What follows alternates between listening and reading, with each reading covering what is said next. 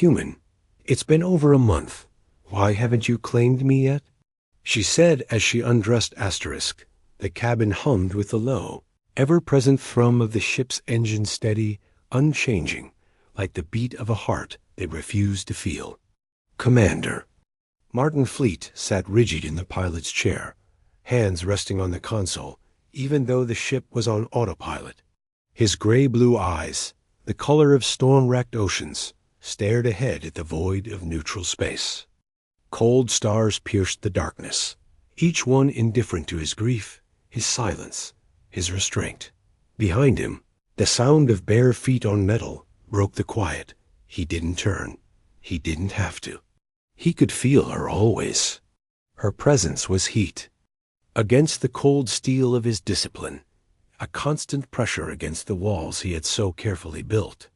For 34 days she had been in that cabin, moving like liquid mercury through his peripheral vision, her silver-white hair catching every flicker of light, her emerald skin reflecting in polished surfaces, unavoidable and unforgiving.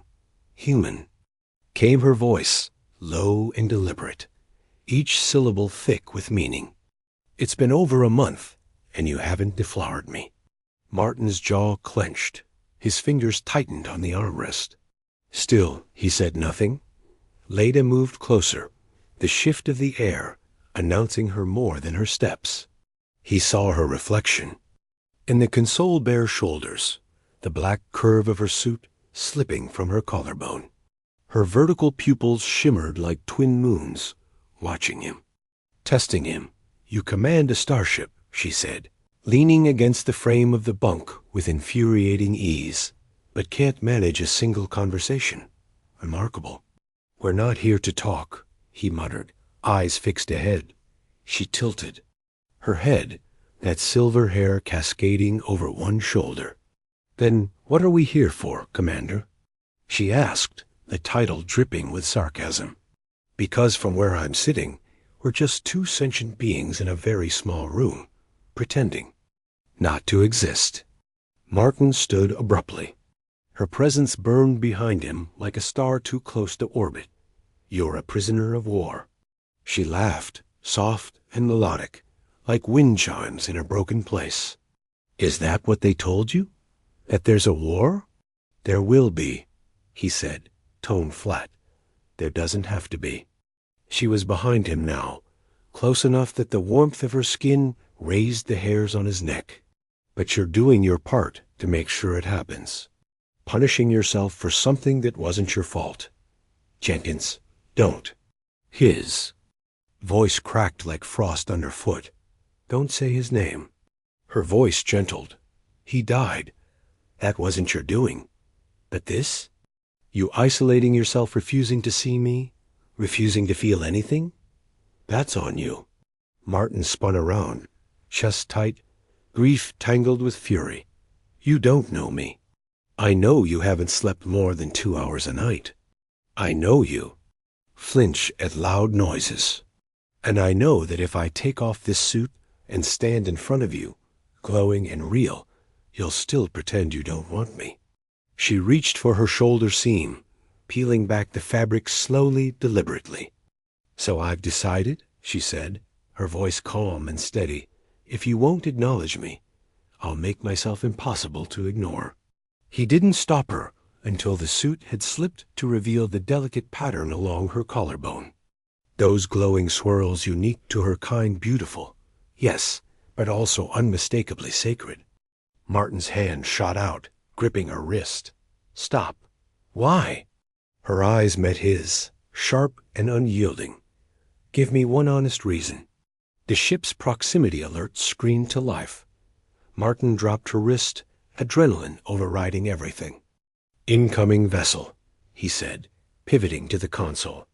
"Verdant signature. Long range. They've found us." Leda pulled her suit back into place in one swift motion, all teasing gone from her voice. "It's Kieran. It has to be." Martin's fingers flew across the console. "Missile lock." The next sound was an explosion, bone rattling, deafening. The floor lurched beneath them. Metal screamed. They were under attack, and it was coming from her people. Asterisk, the impact threw them both to the floor. Martin landed hard, shoulder first against the bulkhead. Leda hit the opposite wall with a sharp cry, her silver hair fanning out around her like a corona. The lights flickered, and for a moment, all was darkness, except for the pulsing red of the emergency indicators washing across. The shattered console. Martin was already on his feet, blood slicking his temple where he'd struck the edge of the panel. The ship groaned around them like a wounded beast, life support flickering as the reactor diverted power to shields and structural integrity. "They're not broadcasting," he shouted over the shrieking alarms. No hail, no warning. Just straight to missiles. Leda clambered upright, her green skin glistening with sweat, eyes bright with something between fear and fury. "It's Kieran," she said again, more certain this time. "He's not here for diplomacy. He's here for me." Martin punched in the override codes to re-establish control of the helm, but only partial systems responded. "Engines are crippled," he growled. "No jump capability. If they send another salvo, we're done." She moved to his side, her hands dancing over auxiliary controls with practiced grace. "Divert power from the aft cargo stabilizers. Reroute to shields." He gave her a sharp glance. "Since when are you a ship tech?" "Since before your species discovered combustion engines," she muttered. "Move." Another blast rocked the ship, this one closer. A groaning sound split the corridor outside the cockpit, the hull plating buckling under stress. Martin swore, slamming his fist against the console. "They're targeting our propulsion system. They want us dead in space." Leda turned to him, and for the first time since they'd met, there was no mask of teasing or mystery, just urgency. "He's trying to isolate us. Kieran knows we have the artifact." Martin's eyes narrowed. "You mean that pendant? That's what this is about?" Her fingers hovered over her collarbone, where beneath her suit the pendant lay dormant. "It's not a pendant. It's the first fragment of the Nexus key." He stared at her. "The what?" Leda didn't blink. "A component of the prophecy. The rest is held by someone on Nexus Station, a contact I was on my way to meet when your alliance intercepted me." "Because intelligence said you were carrying defense grid data," Martin said slowly. "They were wrong. Or half right." She looked toward the viewport, where distant flashes lit the stars. "The defense grid is part of it. But the real threat is deeper. A weapon is being developed on Verdant. A bioweapon, targeted to human DNA." Martin's blood ran cold. "You're saying your people are building a genocide device?" "I'm saying some of my people are. A faction. Kieran included." "Then why the hell are they attacking you?" "Because I didn't fall in line. Because I took the key and left." Her voice lowered. "And because I found you." He didn't want to ask it, didn't want to open that door, but it fell from his mouth anyway. "Why me?" She turned fully to face him. "Because the prophecy names a human, a warrior with storm-colored eyes who carries grief like armor. The key responds to him, and him alone." Her voice was quiet now. "I didn't know if I believed it until I saw you." Martin stepped back, disbelief and rising dread warring in his chest. "This is insane. You're saying I'm part of some alien prophecy?" "Not just part." Her eyes searched his. "You are the prophecy." Before he could respond, a proximity. Alarm blared again. This time, not a missile boarding vessels. Martin swore under his breath. "They're sending in a boarding party." Leda reached into a compartment beneath the console, retrieving a compact plasma sidearm and tossing it to him. "Then we hold them off. Together." He caught the weapon, eyes locked with hers. The words caught in his throat, but they were undeniable. Now this wasn't just about orders anymore. Not just duty. Not even just survival. It was about her. And whatever was coming next, The ship lurched violently as magnetic clamps locked onto the hull. "They're coming," she said. Martin raised the pistol, his voice low and steel-hard. "And let's give them a welcome." The first explosive charge rocked the side corridor outside the cabin. The deck trembled beneath Martin's boots as he braced himself against the wall, sidearm raised, pulse thundering in his ears. A hiss of pressure preceded the crash of the engine. Bulkhead door caving in, metal folding like paper. Smoke and flashing lights filled the passage. Shapes moved through it tall, armored figures with gleaming green exosuits marked in gold. Verdant strike troopers. Leda stepped forward beside Martin, unarmed but unflinching, her silver-white hair catching the red emergency strobes like burning ice. "They're Chiron's elite," she said quietly. "They won't shoot to kill, not at first." "Lucky me," Martin muttered, taking aim. "I won't extend the same courtesy." The lead trooper stepped into view. Martin fired first, striking the soldier square in the chest plate. The bolt knocked him back, but didn't drop him. A second shot hit his leg, and that was enough. He fell. The corridor lit up with returning fire. Plasma bolts sizzled past, gouging black scars into the bulkheads.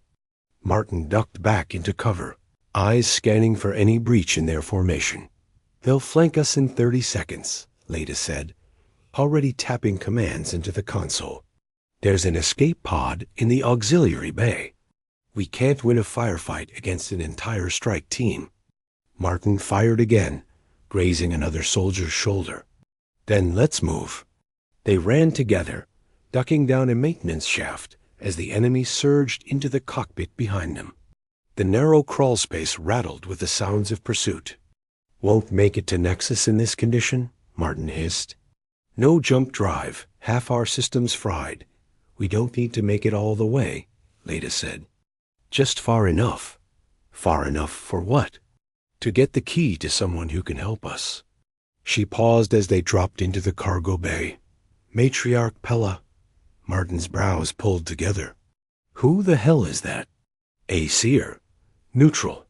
She's been safeguarding the second fragment of the key." Martin helped her force open the manual release on the escape pod hatch. "And she's just going to help us because prophecy?" "She'll help because she believes in it more." "Than I do." The pod powered up with a low hum. Martin ushered Leda inside first, then took the seat beside her, punching in a course toward the Nexus Trading Outpost, a neutral outpost infamous for black market trades, rogue diplomats, and half a dozen factions barely kept in check by old. Codes of mutual survival. As the pod detached, the ship shuddered under enemy fire. A plume of flame erupted behind them, sending shockwaves rippling through space. Martin winced. "Goodbye, Scarlet Hammer," he muttered. "You got us this far?" The pod spun into open space. Martin watched through the viewport as the strike cruiser shrank behind them, flanked by 2 more verdant interceptors. They weren't pursuing. "Not yet. They're letting us go," he said, surprised. "No," Leda replied, her expression tight. "Chiron's letting me go. He wants me to lead him to Pella. He wants the third piece of the key." Martin looked at her sharply. "Then why the hell are we still going there?" "Because we have no choice." The pod's interface chimed. They were entering Nexus space. Martin leaned his head back, exhaustion threading into his bones. Leda was quiet beside him, her hands resting on the pendant beneath her suit, where a faint pulse of green light had begun to glow. "It's responding to you," he said softly. "To us," she corrected. His gaze lingered on her profile sharp. "Beautiful, alien. You really believe this prophecy crap?" She didn't answer right away. When she did, her voice was quiet, but steady. "I believe in you." The silence stretched between them, dense and complicated. Then the comm panel crackled to life. An automated voice announced, "Approaching Nexus Trading Outpost." All vessels prepare for decryption protocols and docking assessment. Martin exhaled. Time to meet your prophet. And my past, she murmured. The pod rotated as the outpost came into view. A massive, rust-hued structure, bristling with mismatched architecture, flashing lights, and overlapping languages scrolling. Across its outer rings, Martin's jaw tightened. Nexus was chaos, and somewhere inside it, their fate waited. Maybe even the fate of two civilizations. He turned to Leda. If this matriarch doesn't like humans? Leda's lips curved into a half-smile. Then, I'll just have to convince her you're worth saving. The pod shuddered as it docked behind them. In deep space, a cloaked verdant vessel trailed silently, its commander watching the approach with cold, possessive eyes. Kieran had found them. And this time, he wouldn't be watching from afar. The airlock hissed open with a groan that sounded like a dying beast. The Nexus trading outpost greeted them with a wave of heat, noise, and movement. Crowds of aliens shuffled through the docking concourse. A tapestry of scales, fur, metallic limbs, and organic membranes. The scent of ion oil mixed with alien. Spices, sweat, and ozone. Languages bled into one another. Guttural, clicking, lyrical, screeched. Martin kept one hand on his sidearm as they stepped into the chaos. His other hovered protectively near the small of Leda's back, an instinct now more than a decision. He could feel eyes on them. Too many. The combination of human and glowing verdantian made them conspicuous. Her emerald skin shimmered faintly. Beneath her hood, and the pendant beneath her suit pulsed like a heartbeat, visible to anyone paying close attention. Tell me again why I shouldn't be worried you're leading me into a cult meeting? He muttered. Laida didn't smile. Because it's not a cult. It's a resistance. Same thing with better branding. They weaved through a corridor flanked by flickering neon signs and tall alien guards with rifles that looked cobbled together from 7 species worth of tech. One of them, a feline, 4-eyed brute with a drooping cybernetic jaw, watched them a second too long. Leda reached out and brushed Martin's knuckles. Just briefly. She's waiting inside, she said. Martin followed her to a dark doorway, above which glowed a curling series of symbols he didn't recognize. Verdantian, maybe. The sign pulsed once as they passed under it, scanning them. A click followed. The door opened. The room beyond was dim and circular, with bioluminescent vines clinging to the ceiling. In the center sat a tiny figure, no taller than Martin's waist, pale blue skin, 6 eyes blinking in complex rhythm, and 4 arms folded neatly. Leda dropped to one knee immediately. Matriarch Pella. The creature opened her upper pair of eyes and gestured with her lower hands. You're late. Not by choice, Leda replied. We were attacked. Pella's gaze shifted to Martin. All 6 eyes blinked once, slowly. So, the matriarch said in a voice like paper against stone, this is the human who stirred the key. Martin raised an eyebrow. Is that a good thing or a bad thing? We shall see. She gestured to a pedestal. Leda approached and removed her pendant, placing it in a depression in the stone. The surface pulsed once. The light within the pendant expanded, rising like mist, and something began to take shape. A glowing map, orbit patterns, planetary alignments, 3 points marked in starlight. The fragments are aligning, Pella whispered. The Kodiax is awakening, Martin stared. What is that? The Nexus Key's memory. The artifact holds not just energy, but knowledge coordinates, prophecy, warning.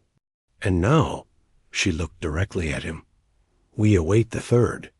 Before Martin could ask, the air split with a sudden sound, high, sharp, vibrating through the walls like a tremor of light. A shadow fell across the doorway. A tall figure stepped inside, armored in burnished green with gold markings on his shoulders. His white gold hair was braided tightly, his amber eyes sharp with possessive fury. "Leda of House Luminar," he said, his voice low and deadly calm. "You've made a terrible mistake." Martin's hand went for his weapon, but Kieran was faster. With a flick of his wrist, Martin's sidearm disassembled itself mid-draw, broken into 6 spinning pieces that clattered to the floor. Leda stepped between them. "Don't," she warned. "Not here." "Why not?" Kieran asked, circling the room. "You've already betrayed our people. You've declared yourself the bride of a terrestrial. You've brought the key into alien hands. I've done what the prophecy demands." She said, "You know that. You just can't accept it's not you." Pella observed silently, her 6 eyes tracking every motion. Kieran turned to Martin. "You were never meant to be part of this. This was our legacy, our duty. You're an outsider who stumbled into something he doesn't understand." Martin's voice was quiet, firm. "I didn't ask for this, but I'm not walking away. You won't have the chance," Kieran said. A sharp sound followed one of Pella's arms snapping upward. "Enough," the matriarch said. "If you spill blood here, the Nexus will turn on you, Verdantian or not." Kieran's fists clenched, but he stood down. Leda looked at him. "You're not here by accident. The Kodiax requires 3, and you know what that means." He stared at her. "Yes, it means one of us won't survive what's coming." The air in the chamber turned cold. Pella rose slowly and pulled a second object from a hidden alcove, a shard of crystalline metal, glowing faintly with the same light as Leda's pendant. She handed it to Martin. "When the time comes," she sighed, "you will go to the Temple of Convergence. All 3 of you? You will complete the key, and you will face the final truth." Martin took the shard, feeling a sudden weight settle into his chest, one that had nothing to do with prophecy, and everything to do with the woman standing beside him. Kieran turned, his voice low. "I'll get you into Verdant, but once we're there, it's my world." Martin didn't flinch. "Then let's see if your world's ready for me." Outside the chamber, the Nexus outpost rumbled something distant and large docking and secret dot in the shadows of the upper ring. A transmission pinged open on a secure Verdantian channel. "High Commander Vex," said a voice. "We've located them, and the key has been activated." Verdant was no longer just watching Dot. It was preparing for war. Asterisk the Verdantian ship, the Emerald, fang-cut through the starless void like a blade. Sleek, organic, and predatory, its hull pulsed faintly, with bioluminescent veins that mirrored its commander's mood, tense, unreadable, simmering. Inside its soundless corridors, the air carried the weight of prophecy, resentment, and a mission that none of its passengers fully trusted. Commander Martin Fleet stood with his arms crossed in the guest chamber, staring at the narrow viewport. Through it, Verdant loomed ahead, a swirl of green oceans, emerald landmasses, and wisps of cloud like spun silver. From orbit, the planet looked like a living jewel. Leda sat cross-legged behind him, her eyes closed, the Nexus key floating between her open palms. The shard from Pella had fused seamlessly with her pendant, forming an elegant, glowing obelisk suspended by nothing but intention. The energy from it hummed faintly through the floor, through the walls, through him. "She's stronger now," Martin murmured, still watching the world beyond. "The key." "She responds to proximity," Leda said without opening her eyes. "We're close to the temple now. The Kodiax is waking." Martin turned, frowning. "It's more than that. I can feel it when you focus. It's like my pulse changes." Leda opened her eyes, and the glow from the key flickered. "That's because you're not just the Star Warrior. You're the conduit. You don't fuel the key. You complete it." Martin sat beside her, lowering his voice. "You said it required 3. You, me, and Kieran. You still think one of us has to die." Leda hesitated. The final stanza of the Codex isn't literal. It speaks of sacrifice, not necessarily death, but every interpretation we've studied assumes that someone dies, he finished. And you're planning on it being you. No. Kieran's voice cut across the chamber. He stood in the doorway, arms folded, his green uniform pristine as ever. You're planning on it being me. Martin stood slowly. Well, it sure as hell won't be me. Kieran approached, his expression unreadable. It was supposed to be me. For years, they told me the prophecy pointed to me. I trained for it, bled for it. And then she left. For you. Leda rose to her feet, calm but firm. The Codex never spoke of bloodlines. It spoke of connection, of balance between worlds. You're still part of it, Kieran, but not as you imagined. Kieran's jaw worked, struggling between pride and something deeper resignation. And what happens when we reach the temple, and all of this turns out to be metaphor and superstition? What if we're risking everything for poetry? Martin shrugged. Then we do what we came here to do. Stop a goddamn genocide. The ship shuddered. They had entered Verdantian orbit.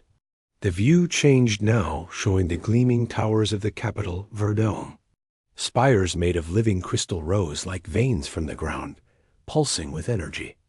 Around them swarmed defense drones, satellite arrays, and patrol ships, every one of them coded to identify and destroy. Human biosigns on site. Kieran's voice snapped into command mode. We'll land at the capital spaceport. I'll tell them you were captured stealing religious artifacts. That gives me authority to bring you both to the Temple of Convergence for ... interrogation. Martin raised an eyebrow. And they'll buy that? They'll buy me, Kieran said flatly. You have 12 minutes before my access override is flagged. After that, we'll either be dead or inside. Leda's hand slipped into Martin's. The key will guide us once we're inside the temple. Martin squeezed her fingers. And if it doesn't, then we improvise. The ship descended through the atmosphere. Verdant's landscape spread out below, vibrant and organic, alive in ways Earth could only dream of. Cities bloomed like flowers between forests. Rivers glowed faintly with bioluminescent algae. The temple came into view unlike the rest of Verdantian design. It was ancient, angular, built from matte black stone with glowing veins of green, light crawling up its sides like veins under skin. The emerald fang touched down with eerie silence. In the landing bay, Kieran secured ceremonial restraints around Martin's wrists with deliberate force. Martin didn't resist. Leda's bindings were more symbolic, marked with ancient symbols that branded her a traitor to Verdant. Kieran leaned in close, speaking just above a whisper. If this fails, I'll make sure your deaths are quick. Martin smirked. Nice to know you're thinking of us. Together, they exited the ship, flanked by 2 Verdantian guards. The sun bathed them in golden green light as they crossed the tarmac. Every step echoed with tension. Leda walked tall despite the gazes stabbing into her from every direction. Martin kept his eyes on the temple rising ahead, heart pounding in his chest like a war drum. A crowd had gathered near the step, citizens, soldiers, priests. Whispers spread quickly as they saw the human among them. Gasps followed when they saw the glowing pendant around Leda's neck. Kieran barked an order. Make way for the prisoners. In the name of the council. The temple guards stepped aside, but their eyes stayed sharp. One of them, older, heavily adorned, stepped forward. Commander Kieran, you bring a terrestrial to Verdant's most sacred ground. You better have answers. Kieran didn't blink. These prisoners attempted to steal relics tied to the luminary Codex. I am invoking my right as a temple-born commander to deliver them to the convergence chamber. The guard hesitated, then slowly nodded. Proceed. The heavy doors creaked open, revealing a dark corridor lined with glowing scripture words Martin couldn't read, but that made his chest ache just. looking at them. They stepped inside, shadows swallowing them whole as the doors sealed behind them. Leda swayed suddenly, catching herself on Martin's shoulder. Her pupils had widened, glowing. He caught her. "What is it?" She looked up at him, breathless. "The temple. It's speaking to me." Martin's grip tightened. "What's it saying?" Her voice trembled. "That a sacrifice is coming." And then her eyes glowed brighter, filled not with fear, but knowing. "And now I understand who it must be." The corridor deepened into silence. And ahead, the Chamber of Convergence waited. Asterisk. The Chamber of Convergence loomed ahead like the heart of an ancient star, carved from black stone, etched with veins of pulsing green light. As the massive doors parted before them, a rush of warm air brushed over Martin's face, scented with something earthy, electric, alive. The walls were covered in moving glyphs, like liquid script flowing over the surface of the temple itself, reacting to their presence.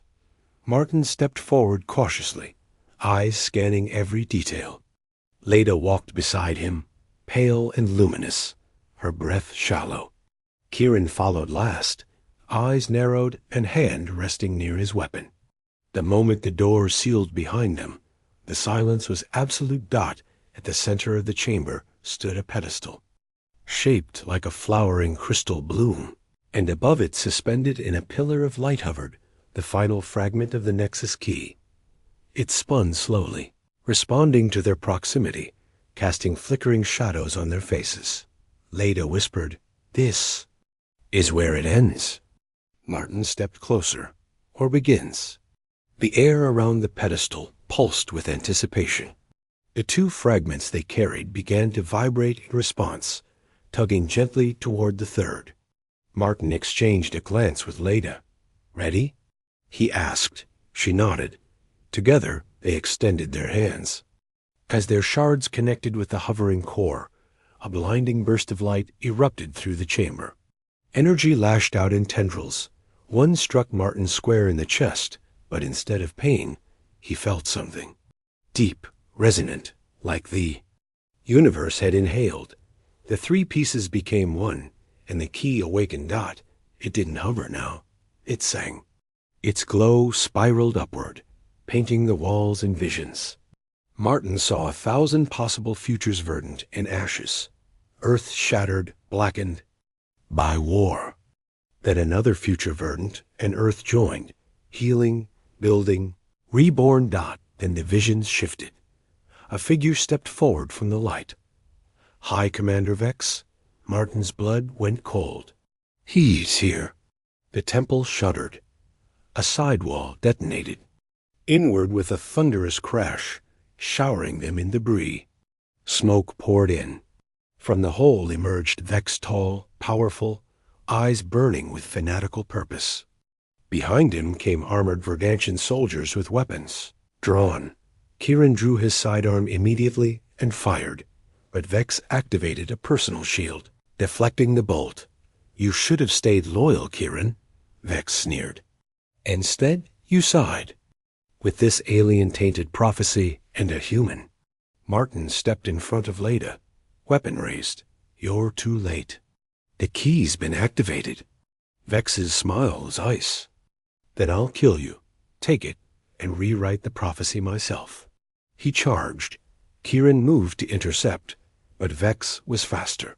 Their weapons clashed with explosive force, plasma against blade, shield against brute strength. Kieran fought with grim precision, but Vex was a storm. Leda rushed to the key. "Martin, now! We have to finish the convergence." Martin joined her, both of them placing their hands on the artifact. The energy surged. Glyphs on the walls glowed with impossible brightness, aligning into a perfect circle.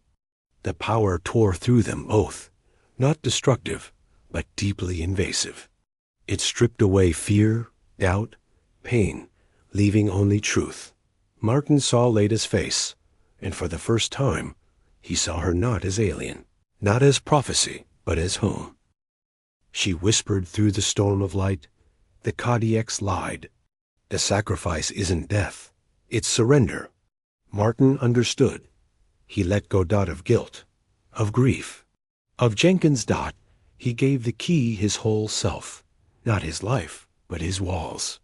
And the key drank deep. The chamber exploded in light. Vex screamed as he hurled Kieran aside and rushed them, weapon raised, but the key's light wrapped around him like chains.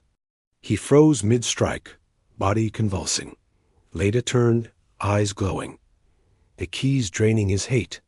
Vex's body lifted from the ground, surrounded by radiant threads. His face twisted in pain, then softened, his weapon falling.